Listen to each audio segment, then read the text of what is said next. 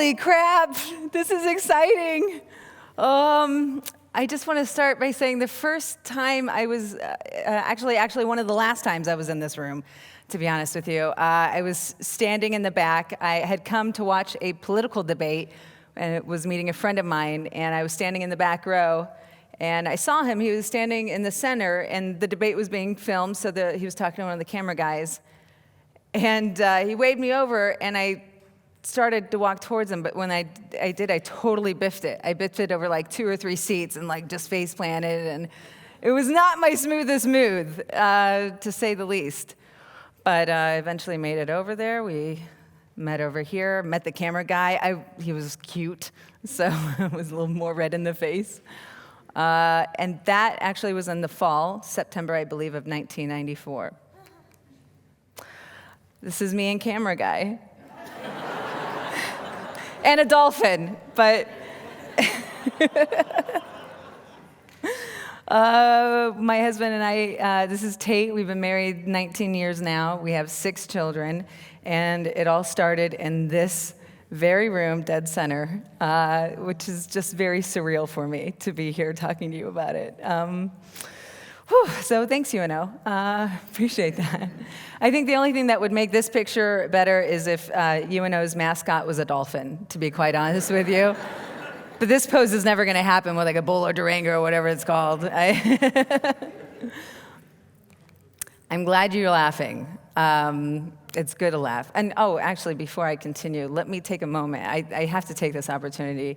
I would be remiss if I didn't try to make magic happen in this room one more time. So, by a show of hands, anybody in the audience, could you raise your hand if you are single? All right, okay. Keep them up. Now I'm going to direct your attention to the technical crew and camera. Keep them raised. I know, you did it last night. I know you're single. We've got a few single crews, so, let's see where the next 6 hours takes us, all right? It's good to laugh. We like laughing. We enjoy it. It's a tension breaker. It's awesome. We know it's good to laugh, right?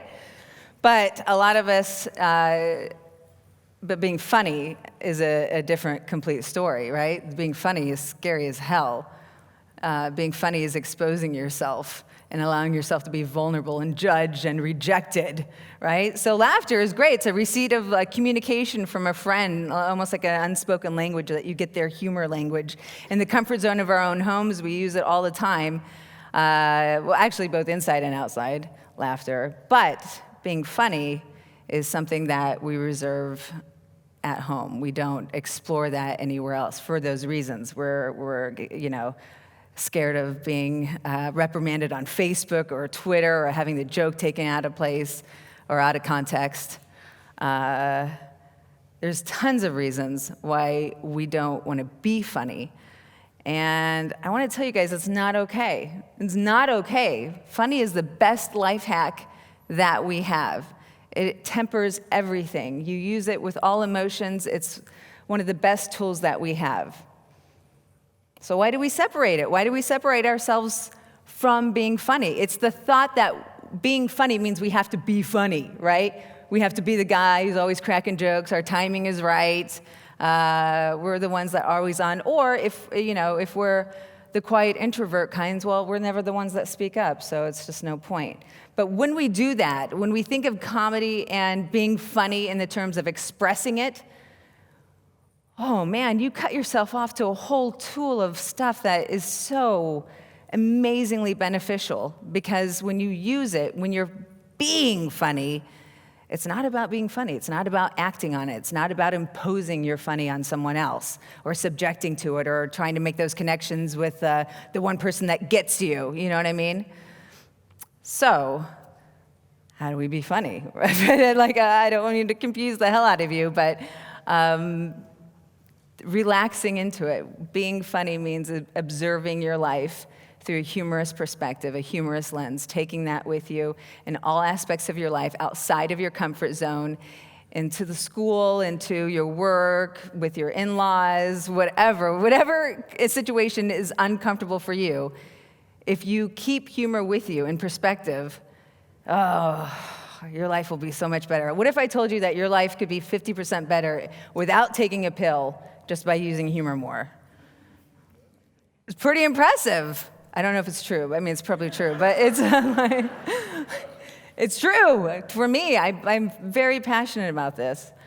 My entrance into comedy was a little unorthodox. I was almost 30. I had 3 kids at the time. I had been working in corporate world for about 8 years, and at that point, my nervous creative energy was always channeled inappropriately at work. Like, my biggest accomplishment up until that point was not being sent to HR for like some sort of behavior infraction. Like, that's, like, oh, keep your mouth shut.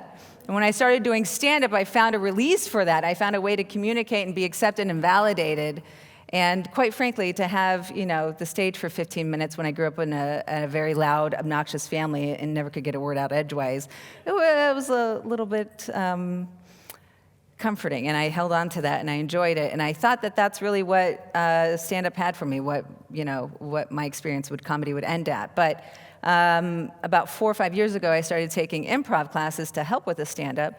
And it did, but it did not only translate it to on stage, it made a complete paradigm shift for me. It changed from my passion of performing, it changed from wanting to express myself and allow that to be heard, to wanting to connect with my audiences. Wow, which sounds really crazy, like it doesn't make any sense. But right now, we're experiencing something that will, even if I did this exact speech tomorrow, can never be replicated in another moment in time.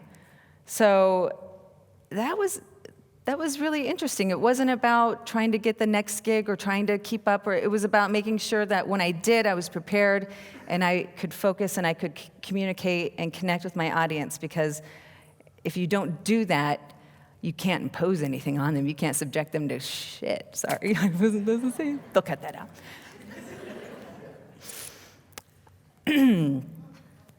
After doing improv for a couple years, some friends of mine and we started, or I should say colleagues, since I'm at UNO, I can't say friends, I have to say working colleagues. We formed a nonprofit organization called Big Canvas, and it's an improv group. We perform and we teach improv classes for the goal that the mission that comedy is for everyone, that no one should be excluded. It's a supportive group, and the classes are held, and it's a wonderful experience. Through that, what we teach changes the students when they come out of our classes. We're not teaching people to necessarily go on to be on SNL or Whose Line Is It Anyway, but people take what they learn, and it is applicable in their real lives, whether they're the nerdy science geek who's an introvert and never wants to talk, or if they are the head of an architecture firm, or a insurance salesman trying to connect better with his customers. What the improv classes did, essentially, is provide a space of play. It provided a practice of play, and we went through certain steps, and these are what I'm going to share with you, because I think if you take a couple of these, maybe introduce them in your life, what it does is strip away all the fears and anxiety that keep us from accepting humor and allowing it and discovering it with other people. So, what do we do? Well, F it. That's what I say. I say F it. F it. The funny 4. There you go. It's a cute alliteration. These are the funny 4. Just a couple of points. And some of these they're repeated in now everything: sports, yoga, meditation, spirituality. So you'll see these, but I want you to look at these through the realm of when you're being funny or trying to enjoy funny. The first one is don't deny. Don't deny someone else's reality. Don't deny what is happening. When we teach this, if I have 2 people in a scene, the first person says, it's Tuesday, the other person says, no, it's not. Well, it pretty much kills the scene. Nothing's really going to go on from there. So accepting somebody's reality forces you to listen. It forces you to not worry about what is going on inside of you. And then you can move forward. By doing that, you're focusing on the here and now. You're being in the moment. You're not worried about your cell phone or the text or what you have to pick up after dinner. You're worried about what is happening. You're listening, taking in information without anxiety. That is the thing, getting out of your head. After all of this, after you've accepted somebody's initiation, you've accepted their reality, you've listened, now you can make an informed, actionable choice.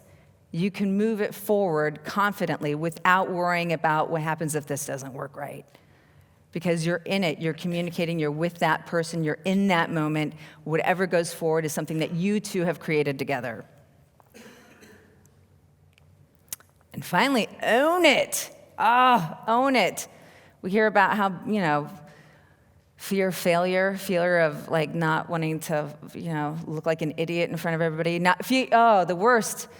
How many cautionary tales did we grow up with from our parents and school teachers? And so when we do those in real life, we're like, I know I shouldn't have done that. But if you're exploring it, sometimes you can only learn those lessons by going through it. And with this process, you don't have to feel guilty.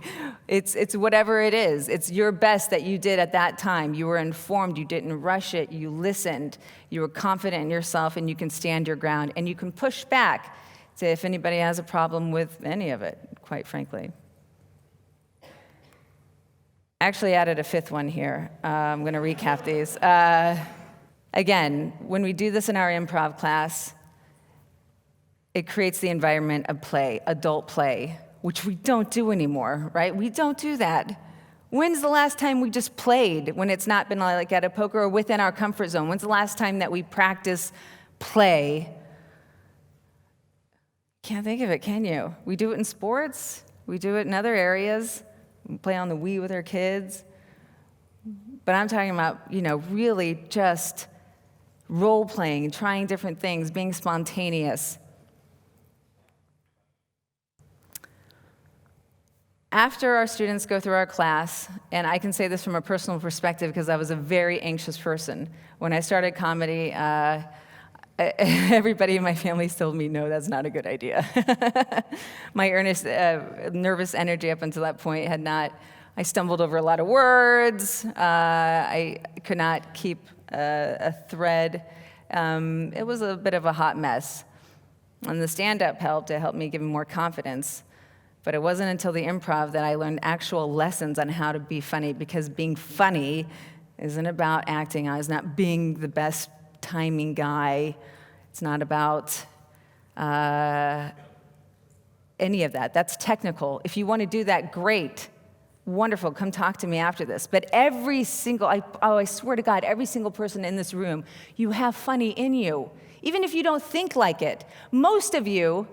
And here's the thing, the ones that think you're hilarious, you're probably not, because you're surrounded by, I'm dead serious. The funniest people at open mics are the ones that are so damn scared crapless, they go there without their friends because they're so embarrassed, and then they kill it because they're honest. That's what being funny is. Vulnerability. Stripping away all the crap, all the thing that we have taken from a young child, being told things aren't inappropriate, don't laugh at that, and we don't question it. So we take one of the best tools, tempers everything,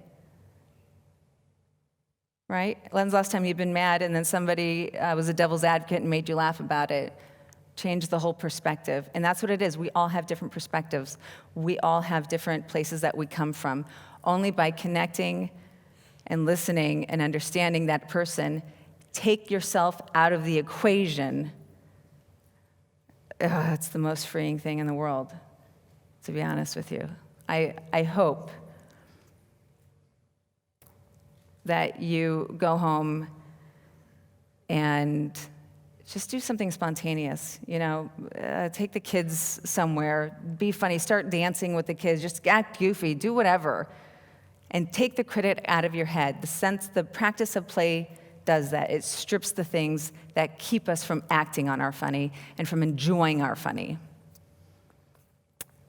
I just want to say one more thing. When I left UNO, 1997, I was a, what do you call it, junior? I don't know, it was theater major. I was probably still, credit-wise, still like a freshman, but I left, my last semester I left because, well, I got pregnant, quite honestly. I got knocked. The reason's sitting somewhere in the back. He's going to be 19 next year. He's maybe a student here, hopefully. So I left, but here's the thing. I dropped out before I could, I still had to pay, but I didn't drop out. So I got a bill, is what I'm saying. I have a bill left over from the last semester. I want to propose something. Just hear me out, anybody from administration. You might be reminded of the fact that you kind of caused making 6 kids, which is super expensive. It's like, you know what I mean? Like, conservative estimates put it like at least $500,000 for all of them, I'm going to guess. My bill, probably with taxes and interest at this point, is like $2,000. So I'm just saying, if anybody in here could maybe take a look, maybe we could call it good, because I'm not going after UNO for child support or anything like that. All right? Thank you, guys. This has been a wonderful experience, and just F it. F the camera guy. No, I mean, F the, Thank you. Have a good, thank you.